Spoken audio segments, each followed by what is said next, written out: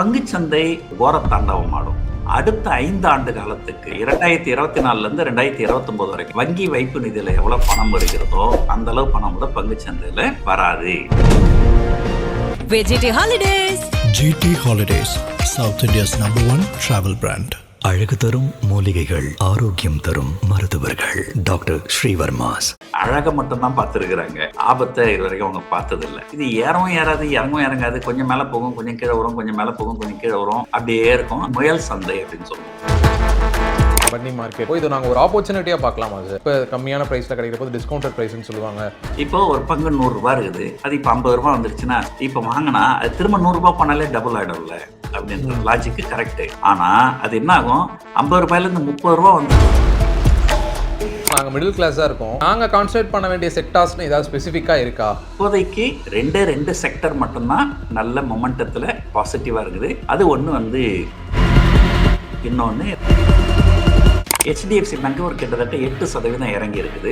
ICICI bank கிட்டத்தட்ட ஒரு 8% இறங்கி இருக்கு. இது 8% இறங்கிச்சுனாலே கிட்டத்தட்ட இது மட்டுமே வந்து ஒரு பேங்க் நிஃப்டி வந்து ஒரு 3-4% கீழே எழுத்துருவோம்.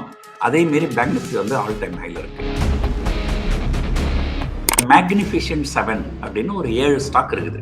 Apple, Amazon, Microsoft, meta platform, Nvidia, அந்த 7 ஸ்டாக் மட்டுமே பல மடங்கு ஏறி ஒட்டுமொத்த மார்க்கெட் வந்து market returns R subject to market risk. இங்கே ரிஸ்க் எடுக்காம ரிஸ்க் சாப்பிட முடியாது. வணக்கம் சார். வணக்கம். ஐடி செக்டார் இப்போ என்ன நிலைமையில இருக்குது அப்படின்றத எடுத்து சொல்லியிருந்தீங்க. நிறைய பேர் கேட்ட கேள்வி என்ன அப்படின்னா, நாங்கள் மிடில் கிளாஸாக இருக்கோம், அதை ஒரு ஆப்பர்ச்சுனிட்டியாக பார்த்தோம், பட் அந்த வீடியோ பார்க்குறப்ப எங்களுக்கு புரியுது அங்கே என்ன நடக்குது அப்படின்னு சொல்லிட்டு. பட் எங்களுக்கான கேள்வி என்னென்னா, நாங்கள் கான்சன்ட்ரேட் பண்ண வேண்டிய செக்டார்ஸ்னு ஏதாவது ஸ்பெசிஃபிக்காக இருக்கா? நாங்கள் ஏதாவது பார்க்கணும், கண்டிப்பாக இதை தெரிஞ்சுக்கணும், இதில் இன்வெஸ்ட் பண்ணணும் அப்படின்னு ஏதாவது ஒன்று இருக்கா அப்படின்ற மாதிரி கேட்டிருந்தாங்க. அதாவதுங்க, ஒவ்வொரு காலகட்டத்திலையும் ஒரு செக்டர் வந்து நல்லா பர்ஃபார்ம் பண்ணும். உதாரணத்துக்கு பார்த்தீங்கன்னா, அமெரிக்காவில் ஒரு S&P 500 அப்படி சொல்லுவாங்க.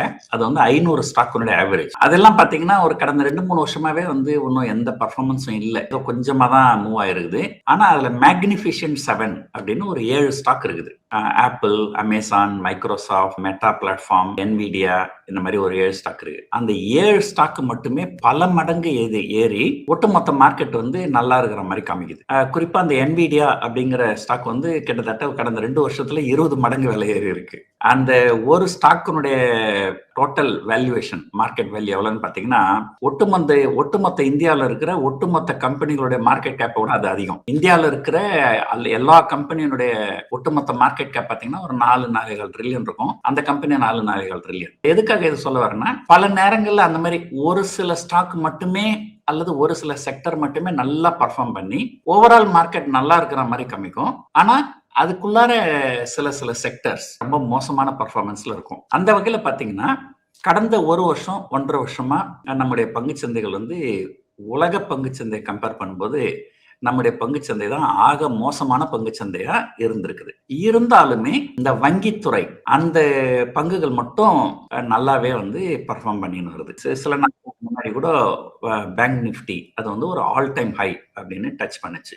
அந்த செக்டருக்குள்ளாரவும் வேற சில சிறிய பிரச்சனைகள். அது என்ன சிறிய பிரச்சனைன்னு சொன்னாக்கா, HDFC bank, ICICI bank, 2 bank இருக்கு. அந்த 2 பேங்க்குக்கும் பேங்க் நிஃப்டியில் இருக்கிற வெயிட்டேஜ் வந்து ரொம்ப அதிகம். ஒரு HDFC பேங்க்குக்கு கிட்டத்தட்ட 30% வெயிட்டேஜ் இருக்கு பேங்க் நிஃப்டியில. திடீர்னு ஒரு நாள் செபில வந்து என்ன பண்ணாங்க, ஒரு குறிப்பிட்ட ஸ்டாக்கு எவ்வளவுதான் பெரிய ஸ்டாக்கா இருந்தாலுமே அதுக்கு மேக்சிமம் வெயிட்டேஜ் வந்து 20% தான் இருக்கணும், 30% இருக்கக்கூடாது. அது இல்லாம வந்து அந்த செக்டர்ல இருக்கிற டாப் 3 ஸ்டாக், அது 3 ஸ்டாக்குக்கு சேர்த்து பாத்தீங்கன்னா வெயிட்டேஜ் வந்து 45% தான் இருக்கணும். ஆனா அந்த சமயத்துல பாத்தீங்கன்னா HDFC பேங்க் கிட்டத்தட்ட ஒரு 30%, ICICI பேங்க் கிட்டத்தட்ட ஒரு 25%, ஆக்சிஸ் பேங்க் கிட்டத்தட்ட ஒரு 10-15% சேர்த்து ஒரு 60-65% வந்து இந்த 3 ஸ்டாக் கிட்ட மட்டுமே இருந்தது.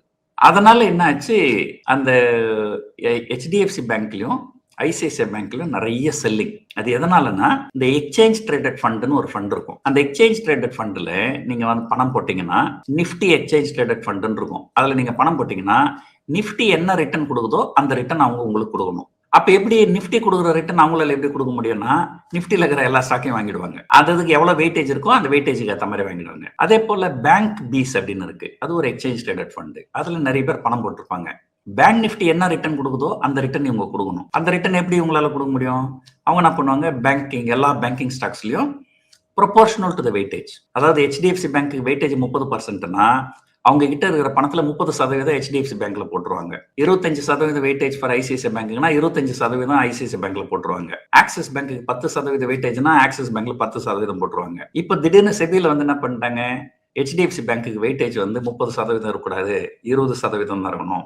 அது இல்லாம டாப் 3 ஸ்டாக்குக்கு 45% தான் இருக்கணும். அப்படின்னும் போது கிட்டத்தட்ட HDFC பேங்கோட வெயிட்டேஜ் 30ல இருந்து 16-17 அளவுக்கு வந்து ஆகணும். அப்படின்னா இவங்க பணம் போட்டவங்க 30% பணத்தை HDFC பேங்க்ல போட்டவங்க இப்போ 16 அல்லது 17% தான் HDFC பேங்க்ல இருக்கணும். மீதி எல்லாத்தையும் விற்கணும். அப்படின்னா பாருங்க எவ்வளவு பணம் போட்டாங்களோ அதுல கிட்டத்தட்ட பாதி ஷேர் அவங்க விற்க வேண்டிய ஒரு சூழ்நிலைக்கு ஆளாயிட்டாங்க. இதனால அந்த ஓவராலா பேங்கிங் ஸ்டாக்ஸ் நல்லா பர்ஃபார்ம் பண்ணாலும் அந்த வித்தின் தட் பேங்கிங் ஸ்பேஸ்ல இந்த செபியனுடைய ரூல்னால கடந்த சில மாசங்களா ICICI பேங்க்கும் HDFC பேங்க்கும் சரியா பர்ஃபார்ம் பண்ணல. குறிப்பா ஜனவரி 1ஆம் தேதியில இருந்து இன்னைக்கு வரைக்கும் பாத்தீங்கன்னா HDFC பேங்க் ஒரு கிட்டத்தட்ட 8% இறங்கி இருக்குது. ICICI பேங்க் கிட்டத்தட்ட ஒரு 8% இறங்கி இருக்கு. இது 8% இறங்கிச்சுனாலே கிட்டத்தட்ட இது மட்டுமே வந்து ஒரு பேங்க் நிஃப்டி வந்து ஒரு 3-4% கீழே எழுத்துருக்கும். அதே மாரி பேங்க் நிஃப்டி வந்து ஆல் டைம் ஹைல இருக்கு. பேங்கிங் ஒண்ணுதான் ஆரம்பத்துல இருந்து நல்ல புல்லிஷ் மோட்ல இருக்குது. குறிப்பா PSU பேங்க்ஸ், பிரைவேட் செக்டர் பேங்கை விட பப்ளிக் செக்டர் பேங்க்கு ஸ்டேட் பேங்க் ஆஃப் இந்தியா எல்லாம் பாத்தீங்கன்னா கிட்டத்தட்ட கடந்த ஒரு வருஷத்துல டபுள் ஆயிருக்கு. PSU பேங்க்ஸ் குறிப்பா நல்லா பர்ஃபார்ம் பண்ணுது. ஒட்டு மொத்தத்துல பேங்க் நிஃப்டி நல்லா பர்ஃபார்ம் பண்ணுது. இது வந்து ஒண்ணு. அதுக்கு அடுத்தது ஒரு முதல்ல வந்து உங்களுக்கு இந்த புல் மார்க்கெட் எப்படி ஒர்க் ஆகும்னு நான் சொல்லிடுறேன் பாருங்க. ஒரு குடும்பம் எடுத்துப்போமே, என்னுடைய குடும்பம் எடுத்துங்க. எனக்கு நிறைய சகோதர சகோதரிகள் இருக்கிறாங்க. எனக்கு மேல ஒரு 2-3 பேர் இருக்கிறாங்க. எனக்கு கீழே 4-5 பேர் இருக்கிறாங்க. குடும்பம் ஒரு வறுமையான குடும்பம். படிப்பறிவு பெரும்பாலும் யாருக்கும் கிடையாது. நான் தான் முதல்ல நல்லா படிச்சு கல்லூரியில காலை வச்சேன். நான் கல்லூரியில காலை வச்சு அது வந்து ஒரு இன்ஸ்பிரேஷனா எடுத்துக்கின்னு எனக்கு அடுத்து வந்த எல்லாருமே வந்து கல்லூரிக்கு போனாங்க. நான் வந்து நிறைய அவங்களுக்கும் பண உதவியும் நான் பண்ணியிருக்கிறேன். நான் நல்லா படிச்சதால எனக்கு நல்ல வேலை கிடைச்சது. அந்த பண உதவியும் என்னோட சகோதரர்களுக்கு நான் பண்ணியிருக்கிறேன். அதே போலதான் பங்குச்சந்தை. பங்குச்சந்தையில ஒட்டுமொத்தமா எல்லாம் வீணா போயிருக்கும் போது ஏதோ ஒரு செக்டர் நல்லா பர்ஃபார்ம் பண்ணுது. எப்படி ஒரு படிப்பறிவு இல்லாத குடும்பத்துல ஒரு மகன் நல்லா படிச்சு முன்னு வரணும், அந்த மாதிரி இங்க ஒரு செக்டர் நல்லா முன்னு வருது. அந்த செக்டர் வந்து பேங்கிங் செக்டர். அதுக்கப்புறம் என்ன நடக்கும், ஸ்லோவா வந்து எப்படி அது ஒரு இன்ஸ்பிரேஷன்ல அடுத்த பிரதர் அடுத்த சிஸ்டரும் எப்படி மேல வராங்களோ அந்த மாதிரி அடுத்து ஒரு செக்டரா கொஞ்சம் மேல வரும். அந்த மாதிரி 2வது வந்த செக்டர் வந்து ஆட்டோ செக்டர். அது எதனாலன்னு சொன்னால் போன வருஷம் ஆகஸ்ட் மாசம் 15ஆம் தேதி பாரத பிரதமர் அவருடைய சுதந்திர தின உரையில நாங்க வரி GST வரியை வந்து குறைப்போம், 28% வரி வந்து 18% குறையும் அப்படின்னு சொல்லியிருந்தாரு. நிறைய கார் வாங்குறவங்களுக்கு வந்து GST நிறைய இருக்கும். ஏன்னா காரோட விலை ரொம்ப அதிகம் இல்லையா, அதனால GST ரொம்ப அதிகமா இருக்கும். அந்த GST குறைச்சது வந்து ஆட்டோ இண்டஸ்ட்ரிக்கு நல்ல பெனிஃபிட் ஆயிடுச்சு. அதனால ஆட்டோ சேல்ஸ்லாம் நிறைய இம்ப்ரூவ் ஆச்சு. அதனால ஆட்டோ செக்டர் வந்து அடுத்தது அந்த புல் மோடுக்கு வந்தது. ஒரு ஏழை குடும்பத்துல ஒரு மகன் வந்து நல்லா முன்னுக்கு வந்ததுக்கு அப்புறம் அவன் நல்ல வேலைக்கு போவான், நிறைய காசு கிடைக்கும். அதை வச்சு அந்த பண உதவி வந்து மத்தவங்களுக்கு பண்ணுவான் இல்லையா, மத்தவங்க முன்னுக்கு வரதுக்கு உதவும். அதே போலதான் இங்க என்ன நடக்குன்னா, ஒரு பேங்கிங் செக்டர் நல்லா மேல போயிடுதுன்னு வச்சுங்களேன். அப்போ போன வருஷம் அல்லது அதுக்கு 3 வருஷம் பேங்கிங் ஸ்டாக்ஸ் வாங்கினவங்களுக்கு நல்ல ப்ராஃபிட்ல இருப்பாங்க. அப்ப என்ன பண்ணுவாங்க, கொஞ்சம் ப்ராஃபிட்டை புக் பண்ணுவாங்க. அந்த ப்ராஃபிட்டை புக் பண்ணதுக்கு அப்புறம் அந்த ப்ராஃபிட்டை எடுத்து வெளியே வேற செலவு பண்ணலாம். அப்படி இல்லைன்னா அடுத்து எந்த செக்டர் நல்லா இருக்கும், பரவாயில்ல IT வந்து ரொம்ப நல்லா இறங்கிடுச்சு, அதுல கொஞ்சம் முதலீடு பண்ணுவோம் அப்படின்னு சொல்லிட்டு அந்த IT பங்குகளை வாங்கிப்பாங்க. அப்ப என்ன ஆகும், ஸோ இது வந்து ஒரு செக்டோரல் ரொட்டேஷன் அப்படின்னு சொல்லுவாங்க ஆங்கிலத்துல. முதல்ல ஒரு செக்டர் மேல போகும், அது வேல்யூவேஷன் ரொம்ப அதிகமாயிடுச்சுன்னா அதுல ஓரளவு ப்ராஃபிட்டை புக் பண்ணிட்டு அடுத்த செக்டருக்கு மூவ் பண்ணுவாங்க. அந்த செக்டர் நல்லா மேல போச்சுன்னா அதுல ப்ராஃபிட் புக் பண்ணிட்டு 3வது செக்டருக்கு போவாங்க. இப்படி தொடர்ந்து ஒரு காலகட்டத்தில் என்னாகும், எல்லா செக்டரும் நல்லா மேல போகும். அதுதான் ஒரு நல்ல புல் மார்க்கெட்டுக்கு உண்டான அறிகுறி. ஆனா இப்போதைக்கு அந்த மாதிரி ஒரு பெரிய புல் மார்க்கெட்டுக்கு உண்டான அறிகுறி எதுவுமே தெரியல. இப்போதைக்கு 2 செக்டர் மட்டும்தான் நல்ல மொமெண்டத்துல பாசிட்டிவா இருக்குது. அது ஒண்ணு வந்து வங்கித்துறை, இன்னொன்னு வாகனத்துறை. துறை தான் நல்லா இருக்கு. இதுக்கு அடுத்தது பாத்தீங்கன்னா ஒரு மேஜர் செக்டர் அப்படின்னு பாத்தீங்கன்னா IT, தகவல் தொழில்நுட்பம். அது நம்ம ஏற்கனவே போன வாரமே நிறைய பேசியிருந்தோம். அதுல நிறைய சேலஞ்சஸ் இருக்கு, அதுல ஏகப்பட்ட பிரச்சனைகள் இருக்குது. இந்த ஆந்த்ரோபிக் ஆர்டிபிஷியல் இன்டெலிஜென்ஸ் வருது, அதனால வந்து IT இளைஞர்களுக்கு வேலை வாய்ப்பு குறைஞ்சிரும். அப்படின்லாம் சொல்றாங்க. அது ஒரு பக்கம் இருக்குது. இன்னொரு பக்கம் பார்த்தீங்கன்னா, இந்தியா பொறுத்த வரைக்கும் தகவல் தொழில்நுட்பமும், மருந்து துறையும் இது 2மே வந்து யுஎஸ் கூட வந்து வர்த்தகம் அதிகமா பண்ணுவாங்க. நம்முடைய பெரும்பாலான சாஃப்ட்வேர் அமெரிக்காவுக்கு தான் நம்ம தயாரிக்கிறோம். அதே போல மருந்து கம்பெனிகளும் நிறைய மருந்துகளை வந்து அமெரிக்காவுக்கு ஏற்றுமதி பண்றாங்க. இந்த அமெரிக்காவுக்கும் இந்தியாவுக்கும் இருக்கிற வர்த்தக ஒப்பந்தம் ஒரு பெரிய பிரச்சனையா இருந்தது. அதுக்கு நடுவுல ஒரு வழியா வந்து ஒரு அக்ரிமெண்ட் சைன் பண்ற மாதிரி வந்தாங்க. இப்ப அங்க சுப்ரீம் கோர்ட் வந்து ட்ரம்ப்னுடைய வரி தப்புன்னு சொல்லிடுச்சு. இந்த குழப்பங்கள் நிறைய இருக்கிறதுனால இந்த மருந்து துறையும் ஐடி துறையும் போலவே சரியா பர்ஃபார்மன்ஸ் இல்ல. சில நேரங்கள்ல பங்கு சந்தைகள் வந்து ஒரு ரேஷனலா திங்க் பண்ணாது, சென்டிமெண்டலா திங்க் பண்ணும். அமெரிக்கால பாத்தீங்கன்னா தகவல் தொழில்நுட்பத்துக்கு அங்க வரி கிடையாது. இந்த இந்தியாவுக்கு எதிரான வரி 10%, 15% சொல்றாங்க இல்லைங்களா, அதெல்லாம் வந்து கூட்ஸுக்கு மட்டும்தான் அந்த டாக்ஸ், சர்வீசஸ்க்கு கிடையாது. தகவல் தொழில்நுட்பத்தை பொறுத்த வரைக்கும் அது சர்வீசஸ்ல வரும், கூட்ஸ்ல வராது. அதே போல சில எலக்ட்ரானிக்ஸ் பொருட்கள், அப்புறம் மருந்து துறை, இதுக்கெல்லாம் அவங்க வந்து விலக்கு வச்சிருந்தாங்க, கிடையாது. ஆனா இருந்தாலும் அந்த சென்டிமெண்டல் காரணத்தினால அந்த மருந்து துறையும் ஐடி துறையும் ரொம்ப மோசமா தான் பர்ஃபார்ம் பண்ணி இருந்தது. ஸோ வங்கித்துறை, வாகனத்துறை, தகவல் தொழில்நுட்பத்துறை, மருந்து துறை, இது இல்லாம 5வது ஒரு துறை இருக்கு. அது வந்து அதுக்கப்புறம் சின்ன சின்ன துறைகள் நிறைய இருக்கு. மெட்டல்ஸ் இருக்கு, கன்சூமர் டூரபிள்ஸ் இருக்கு. இந்த 4 இல்லாம இன்னும் ஒண்ணு FMCG, fast moving consumer goods அப்படின்னு சொல்லுவாங்க. அந்த ஃபாஸ்ட் மூவிங் கன்சூமர் குட்ஸ் பாத்தீங்கன்னா ரொம்ப நாளாவே அது அந்த அண்டர் பர்ஃபார்மன்ஸ்ல தான் இருக்குது. உதாரணத்துக்கு பாத்தீங்கன்னா 5 வருஷத்துக்கு முன்னாடி இந்துஸ்தான் யூனிலிவர் என்ன ரேட்ல இருந்ததோ அந்த ரேட்ல தான் இப்போ இருக்குது. ஒரு 5 வருஷமா அந்த நிறுவனத்துல முதலீடு பண்ணவங்களுக்கு லாபம் இல்லை. ஐடிசியும் பாத்தீங்கன்னா ஒரு கிட்டத்தட்ட ஒரு எந்த அளவுக்கு ஒரு ஹை போச்சோ அங்கிருந்து கிட்டத்தட்ட ஒரு 40% அளவுக்கு இறங்கிடுச்சு. எஃப்எம்சிஜி ஸ்டாக்ஸ் எல்லாமே வந்து ஒரு நிறுவனத்தினுடைய தலைவர் என்ன சொல்றாருன்னா, இந்தியாவில் நடுத்தர மக்களுடைய அளவு குறைகின்றது அப்படின்னு சொல்றாரு. அதனாலதான் அந்த எஃப்எம்சிஜி நிறுவனங்களுடைய லாபங்கள் வந்து குறையுது, அவங்களுடைய லாபங்கள் சரியில்லை அப்படின்ற மாதிரி சொல்றாரு. ஸோ இது அவர் சொன்னது கிட்டத்தட்ட ஒரு 1.5 வருஷத்துக்கு முன்னாடி. அவர் சொன்னதுல இருந்தே வந்து எஃப்எம்சிஜி ஸ்டாக்ஸ் எதுவுமே வந்து சரியா பர்ஃபார்ம் பண்ணல. செக்டர் மொமெண்டம் செக்டர்னு பாத்தீங்கன்னா பேங்கிங், அந்த பேங்கிங்ல வித்தின் தட் பேங்கிங்ல பிஎஸ்யூ பேங்க்ஸ் நல்லா இருக்கு. அடுத்தது ஆட்டோ நல்லா இருக்கு. மற்றபடி தகவல் தொழில்நுட்பம், பார்மசூட்டிக்கல், எஃப்எம்சிஜி 3ம் சரியில்லை. இதுதான் இப்போதைக்கு இருக்கிற ஒட்டுமொத்த பங்குச்சந்தையினுடைய நிலைமை. Okay sir. சார் இப்போ 2020-21 அப்புறம் தான் இந்த ஃபினான்ஷியல் லிட்ரஸி அப்படின்றது இந்த சோஷியல் மீடியா மூலமாக பல பேருக்கு தெரிய ஆரம்பிச்சிது சார். இந்த மாதிரி விஷயங்கள்லாம் இருக்குது, ஸ்டாக் மார்க்கெட்னு ஒரு விஷயம் இருக்குது அப்படின்னு தெரிஞ்சதுக்கப்புறம் பயங்கரமாக பூம் ஆச்சு. ஸோ ஆனால் 2024 செப்டம்பரில் ஒரு ஆல் டைம் ஹை அடிச்சுது மார்க்கெட். அதுக்கப்புறம் பார்த்தீங்கன்னா அப்படியே கீழே சரிய ஆரம்பிச்சிது. இன்னும் அந்த ஆல் டைம் ஹையை திரும்ப போய் தொட்டுச்சு, இல்லை அதுக்கு மேலே போச்சா அப்படின்னு கேட்டால் இல்லை. ஒரு மாதிரி மேலே ஏறுது கீழே இறங்குதே ஒழிய ஒரு நிலையான ஒரு விஷயம் மார்க்கெட்டில் இல்லவே இல்லை. ஸோ இந்த மாதிரி விஷயங்களை பார்க்கும்போது இப்போ புதுசாக தான் இன்வெஸ்ட் பண்ண ஆரம்பிச்சிருக்கோம் அப்படின்றவங்க பயங்கர பதட்டப்படுறாங்க, என்ன பண்ணுறதுன்னு தெரியாமல். இப்போ நீங்கள் சொன்னது தான் சார், செக்டர் ரொட்டேஷன் சொன்னீங்கல்ல, ப்ராஃபிட் புக் பண்ணிடுறாங்க, தூக்கி இதில் போடுறாங்க, திரும்ப அந்த செக்டர் நல்லா இருக்குன்னு அதுக்கு போகிறாங்க. இந்த மாதிரி மனநிலையில் தான் மக்கள்லாம் இருக்காங்க. ஸோ இதை பற்றி நீங்கள் என்ன சார் நினைக்கிறீங்க? பொதுவாக நீங்கள் சொன்ன மாதிரி இந்த கோவிடுக்கு அப்புறம் ஃபைனான்சியல் லிட்ரஸி கொஞ்சம் நிறைய வந்தது. அந்த லிட்ரஸி கரெக்டான இதுவாக போய் சேர்ந்ததான்றது தெரியல. சிறு முதலீட்டாளர்கள் வந்து மிகப்பெரிய அளவுல பங்குச்சந்தைக்கு வராங்க. இப்போதைக்கு என்ன சொல்றாங்கன்னா, சிறு முதலீட்டாளர்கள் வந்து வங்கியில வைப்பு நிதி வைக்கிறதுல ஆர்வம் காமிக்கிறது இல்லை, அதனால நிறைய பணத்தை வந்து பங்குச்சந்தையில தான் முதலீடு பண்றாங்க. இதனால வங்கி வைப்பு நிதிக்கு போற காசை வந்து ரொம்ப குறைஞ்சிடுச்சு அப்படிங்கிற மாதிரியான சில செய்திகள்லாம் வருது. இது எந்த அளவுக்கு சரி அப்படின்றது தெரியாது. ஒண்ணு. ரெண்டாவது, பங்குச்சந்தை அப்படின்னு வந்துட்டாலே market returns R subject to market risk. அதாவது இங்க நீங்க ரிஸ்க் எடுக்கிறீங்க, இங்க ரிஸ்க் எடுக்காம ரிஸ்க் சாப்பிட முடியாது. அதனால இந்த ரிஸ்க்கு உண்டான ரிவார்டு தான் இங்க கிடைக்குது. பங்குச்சந்தை பல நேரங்கள்ல அது வந்து ஒரு கோர தாண்டவம் ஆடும். அதுதான் 2008 லீமன் பிரதர் கொலாப்ஸ் சமயத்திலையும் 2020 கொரோனா வைரஸ் சமயத்திலும் நம்ம பார்த்தோம். இந்த 2020க்கு அப்புறமா பங்குச்சந்தை உள்ள வந்தவங்க யாருமே இந்த பங்குச்சந்தையினுடைய அழகை மட்டும்தான் பார்த்துருக்குறாங்க, ஆபத்தை இது வரைக்கும் அவங்க பார்த்ததில்லை. அது வந்து ஒண்ணு. ரெண்டாவது, ஆபத்து அப்படின்னு சொன்னீங்கன்னா ஒரு 2 வகையான ஆபத்து வரும். இப்போ சின்ன உதாரணத்துக்கு சொல்றேன். யாரோ ஒரு பெரிய பட்டாக்கத்தை எடுத்துன்னு உங்களை புழக்கிறதுக்கு வராரு, அப்பனா கண்டிப்பா ஆபத்துன்னு உங்களுக்கு தெரிஞ்சிச்சு, கண்டிப்பா ஓடிடுவீங்க, எப்படியா ஓடி மறைஞ்சிடுவீங்க.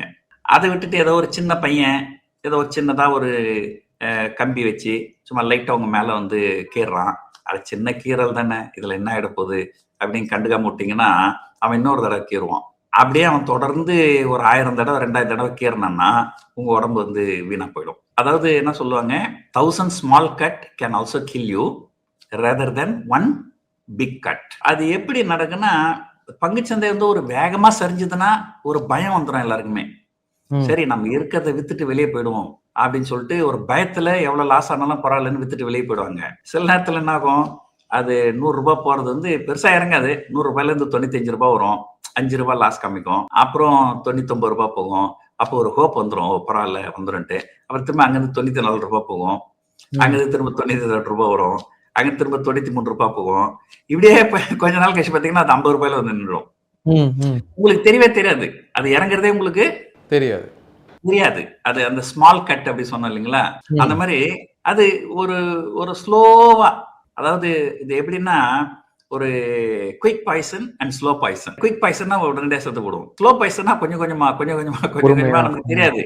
ஆனா கொஞ்சம் கொஞ்சமா சேர சேர சேர நிறைய ஒரு காலகட்டத்துல நம்ம உடம்புல நிறைய விஷம் ஏறிச்சுன்னா சாகதான் வேண்டி வரும். ஸோ அந்த மாதிரி வந்து ஒரு இது. ஆனா அந்த குயிக் பாய்சன்ல இருக்கிற இது வந்து ஸ்லோ பாய்சன்ல தெரியாது நமக்கு. ஸோ சமயத்துல வந்து பங்குச்சந்தை வந்து அந்த ஸ்லோ பாய்சன் மாதிரி ஆயிடும். அதை வந்து ஆங்கிலத்துல நாங்க வேற மாதிரி என்ன சொல்லுவாங்கன்னா கரெக்ஷன்னா கொஞ்சம் இறங்குறது. பங்குகள் வந்து இறங்குறது வந்து கரெக்ஷன் சொல்லுவாங்க. அந்த கரெக்ஷன் வந்து 2 வகையான கரெக்ஷன் இருக்கு. ஒன்னு வந்து பிரைஸ் கரெக்ஷன், இன்னொன்னு வந்து டைம் கரெக்ஷன். பிரைஸ் கரெக்ஷன்னா விலை இறங்கிடும். நீங்க 100 ரூபாய்க்கு ஒரு பங்கு வாங்குனீங்கன்னா 80 ரூபாய்க்கு வந்துடும். நீங்க பயந்து போய் வித்துருவீங்க, அட்லீஸ்ட் 20 ரூபாய் லாஸ் போனா பரவாயில்லன்ட்டு. ஆனா டைம் கரெக்ஷன் ஒண்ணு இருக்கு. நீங்க ஒரு 100 ரூபாய்க்கு ஷேர் வாங்குனீங்கன்னா அது 95 ரூபாய் வரும், 98 ரூபாய் போகும், திரும்ப 94 ரூபாய் வரும். ஒரு 5 வருஷம் கழிச்சு பாத்தீங்கன்னா அது வந்து 95 ரூபாயிலே இருக்கும். அப்போ நீ 100 ரூபாய்க்கு வாங்கினீங்க, 5 வருஷம் கழிச்சு பாத்தீங்கன்னா 95 ரூபாய் இருக்குதுன்னா அது உங்களுக்கு பெருசா லாஸ் இல்லை. ஆனா இந்த 100 ரூபாய் நீங்க வங்கி வைப்பு நிதியில வச்சிருந்தீங்கன்னு வச்சுங்களேன், இந்த 5 வருஷத்துல 150 ரூபாய் கிடைக்குமா? ஆனா இப்ப உங்ககிட்ட 95 ரூபாய் தானே இருக்குது. அப்ப உங்களுக்கு லாஸா இல்ல சமயத்துலனாகும் 5 வருஷம் கழிச்சு இது 101 ரூபாயில ட்ரேட் நடக்கும். இப்போ நம்ம வாங்கினது 100 ரூபாய் தான், இப்ப 101 ரூபாய் இருக்குது, நம்ம 1 ரூபாய் லாபம்னு நினைக்க முடியுமா? அப்படின்னு நினைக்க முடியாது. ஏன்னா இந்த 100 ரூபாய் நம்ம வங்கி வைப்பு நிதியில வச்சிருந்தாலும் நமக்கு 40 ரூபாய் 50 ரூபாய் வட்டி வந்திருக்கும். இங்க 1 ரூபாய் தான் நமக்கு வந்துருக்குது. அது ஆக்சுவலா நஷ்டம் தான். அதை தான் வந்து டைம் கரெக்ஷன் அப்படின்னு சொல்லுவாங்க. ஸோ இப்போ நம்முடைய நாட்டு பங்குச்சந்தை இருக்கிறது வந்து டைம் கரெக்ஷன்ல இருக்கு. பெருசா பங்குச்சந்தைகள் இறங்காது, ஆனா பெருசா ஏறவும் ஏறாது. நீங்களே சொன்னீங்க 2024 செப்டம்பர் மாதம் ஒரு புதிய உச்சத்தை தொட்டுது. அப்ப யாராவது போய் பங்குகளை வாங்கியிருந்தாங்கன்னு வச்சுங்களேன், கிட்டத்தட்ட 1.5 வருஷம் ஆயிடுச்சு. 1.5 வருஷம் கழிச்சு இப்ப நீங்க பங்குகள் அதே இடத்துல தான் இருக்குது. இன்னும் இன்ஃபேக்ட் கொஞ்சம் ஒரு 2-3% குறைஞ்சிருக்குது. ஆனா இந்த 1.5 வருஷத்துல வங்கி வைப்பு நிதியில வச்சிருந்தீங்கன்னா உங்களுக்கு 10% வட்டி கிடைச்சிருக்குமா? ஒரு வருஷத்துக்கு 7%னா கூட 1.5 வருஷத்துக்கு 10% வட்டி கிடைச்சிருக்குமா? ஆனா அந்த ஆப்பர்ச்சுனிட்டி இங்க போச்சு.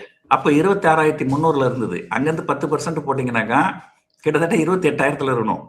இப்ப 28,000 வந்தாதான் உங்களுக்கு வங்கி வைப்பு நிதியில என்ன காசு கிடைக்குமோ அந்த காசு கிடைச்சிருக்கும். ஆனா வங்கி வைப்பு நிதியில கிடைக்கிற காசுக்காக யாரும் இங்க வர்றது கிடையாது, அது வேற விஷயம். அதை விட இன்னும் கூடுதலா லாபம் வரணும் தான் வராங்க.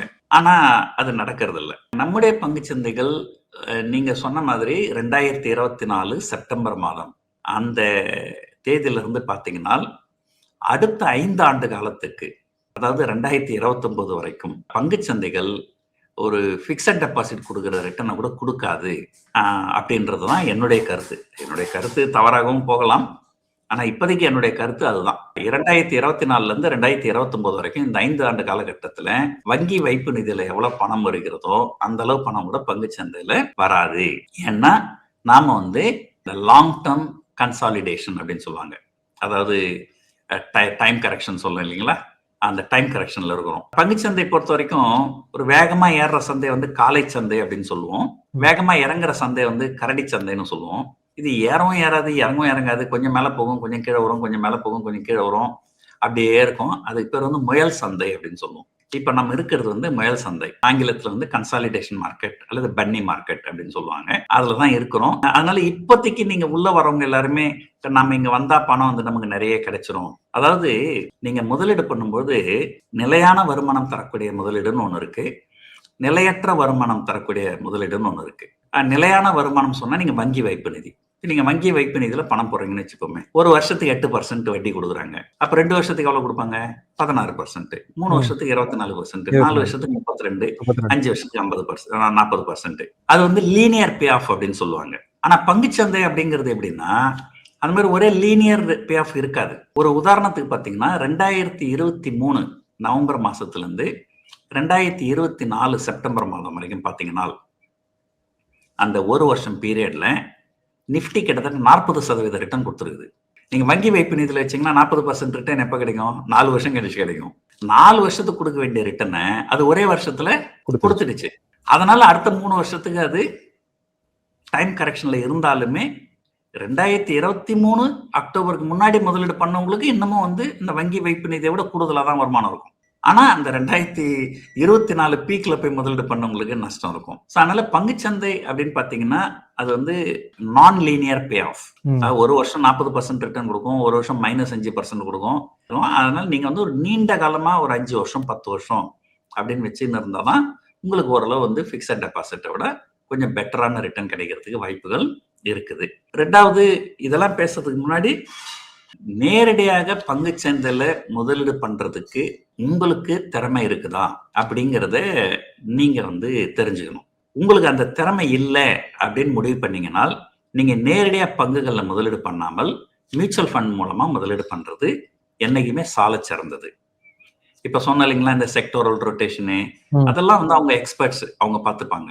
அது இல்லாம வந்து அவங்க வேற சில வகையிலையும் வந்து அவங்க வந்து கொஞ்சம் இன்கம் வந்து ஜெனரேட் பண்ணுவாங்க. அதாவது எப்படின்னா, இப்போ ஒரு உதாரணத்துக்கு சொல்றேன், ஏதோ ஒரு பங்கு வச்சிருக்கிறீங்க, அந்த பங்கு வந்து ஒரு 1000 ரூபாய் இருக்கு அப்படின்னு வச்சுங்களேன்.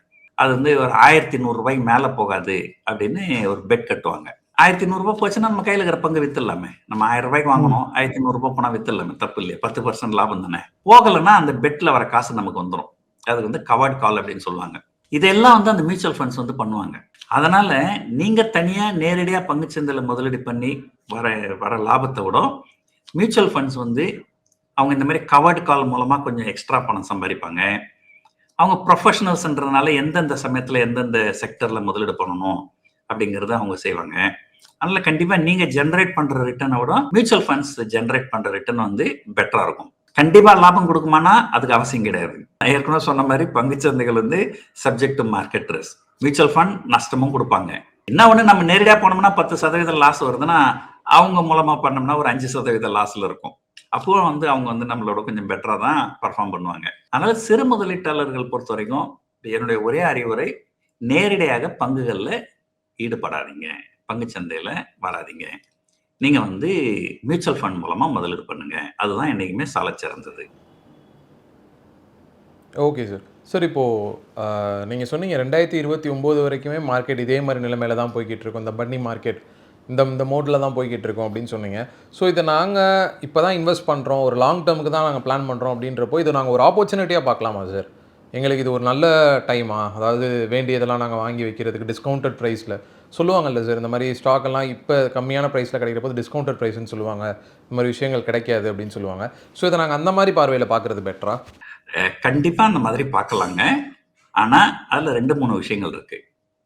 இப்போ ஒரு பங்கு 100 ரூபாய் இருக்குது, அது இப்போ 50 ரூபாய் வந்துருச்சுன்னா, சார் 100 ரூபாய் பங்கு 50 ரூபாய்க்கு வந்துடுச்சு சார், இப்போ வாங்கினா அது திரும்ப 100 ரூபாய் பண்ணாலே டபுள் ஆயிடும்ல அப்படின்ற லாஜிக்கு கரெக்டு.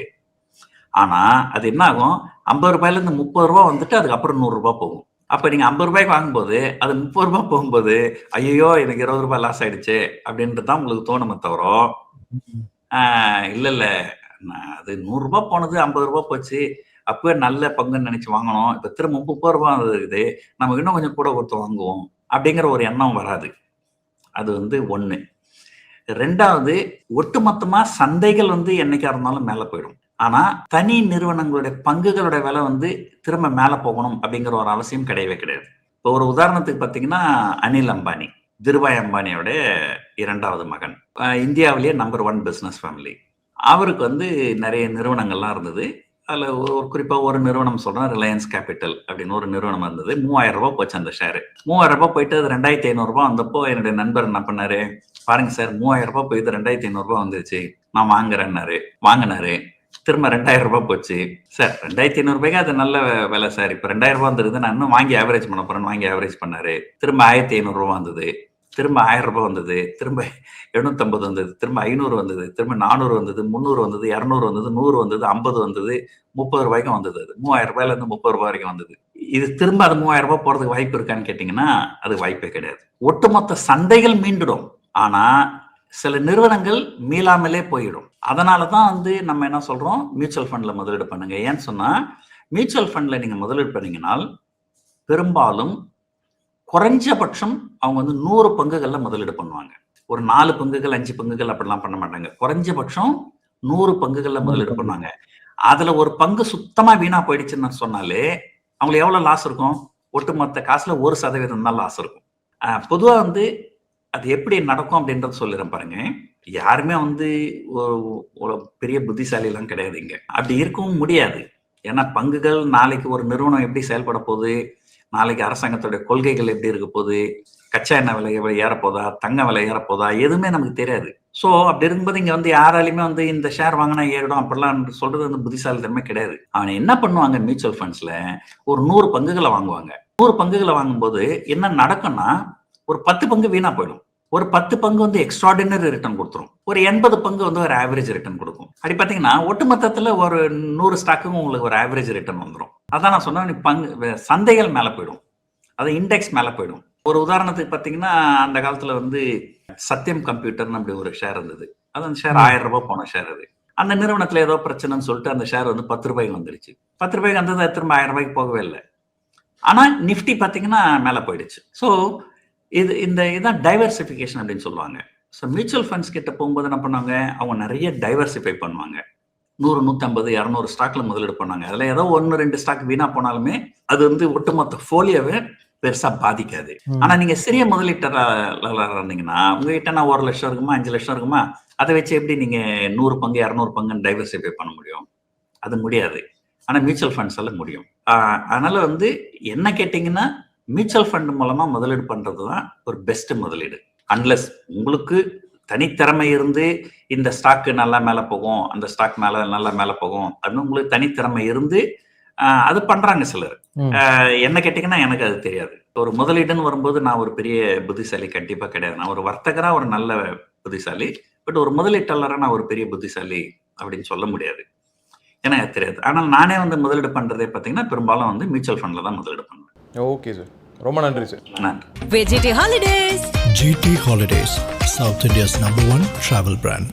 அழகு தரும் மூலிகைகள், ஆரோக்கியம் தரும் மருத்துவர்கள். டாக்டர் ஸ்ரீவர்மாஸ்.